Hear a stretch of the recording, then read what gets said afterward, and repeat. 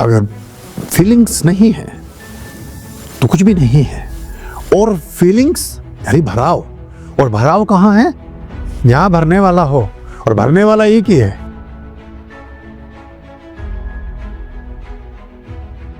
ओम नमः शिवाय। गुरुदेव, गुरुदेव कृपया भागवत पुराण के बारे में कुछ बताने की कृपा करें। क्या ये सबको सुनना अनिवार्य रहता है? हर किसी के बजट में नहीं होता है कि कोई भागवत कथा करवा सके, इसलिए मैंने यह प्रश्न किया गुरुदेव। अगर जीवन भगवत्ता युक्त है तो किसी कथा को कराने की जरूरत नहीं है।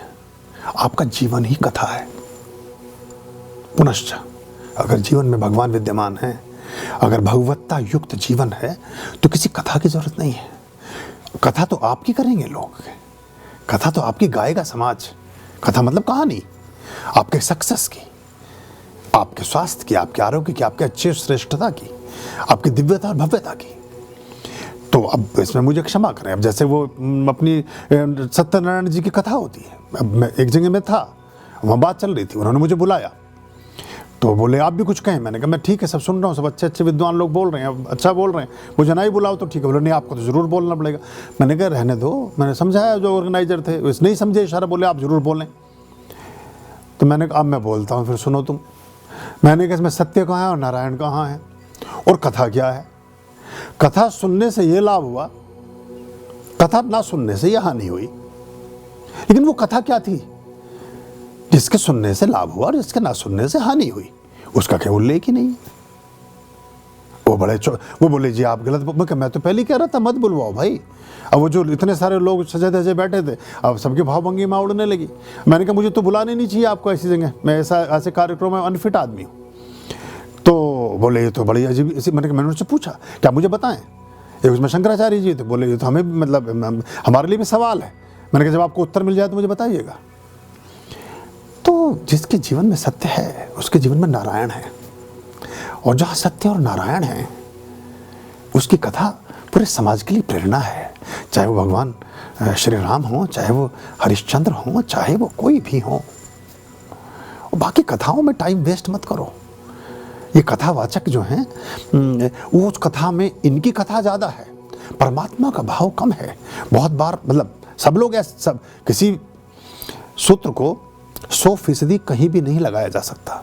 ना ही समाज में 100% सत्य होता है, ना ही 100% असत्य होता है।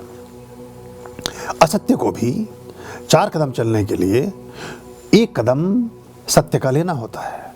100% झूठ जैसा कुछ भी नहीं, 100% सत्य जैसा तो हो सकता है, लेकिन झूठ जैसा 100% कभी हो नहीं सकता। झूठ के 2-4 पग सत्य के जरूर होते हैं, तभी सत्य की बैसाखी पर ही झूठ अपनी यात्रा करता है। तो सबके लिए सर्वांगीण रूपेण ये सूत्र विद्यमान नहीं है, प्रतिष्ठापित नहीं होता है, लेकिन बहुतायत ऐसी ही है। तो उससे बचें। परमात्मा के साथ आपको संग जोड़ना है, परमात्मा से आपने बात करनी है।